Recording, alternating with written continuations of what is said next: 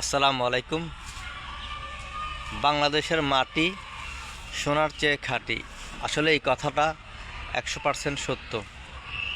বাংলাদেশের পথে ঘাটে, রাস্তার দুপাশে হাজারো হেক্টর হেক্টর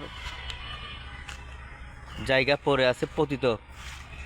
আমরা ইচ্ছা করলে যদি একটা চারা রোপণ করি, সাপোজ একটা বাংলা কদুর চারা, একটা শিমের বীজ, একটা মিষ্টি কুমড়ার বীজ যদি আমরা রোপণ করি, 10 টাকা দিয়ে কিনে যদি আমরা রোপণ করি, তাহলে ওটা থেকে ফল ধরুক আর না ধরুক, অন্তপক্ষে আপনি বাংলা কদু এবং মিষ্টি কুমড়া থেকে আপনার শাকগুলোও খেতে পারবেন।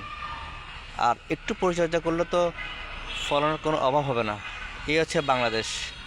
আসলে বাংলাদেশের মাটি সোনার চেয়ে খাঁটি। আমরা যে যেখান থেকে আছে, যে যেখানে থাকি না কেন, শহর বলেন, এই গ্রাম বলেন, আমরা যদি একটু খেয়াল করি যে আমরা একটু আমরা একটা জায়গাও আমরা অবহেলা রাখবো না।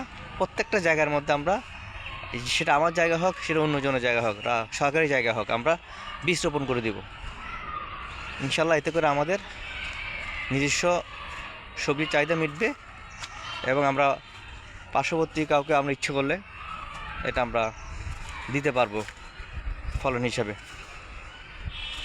আমরা বর্তমান সিচুয়েশনটা এমন একটা সিচুয়েশন হয়ে দাঁড়িয়েছে, আমরা প্রত্যেকটা জিনিস আমরা ক্রয় করছি।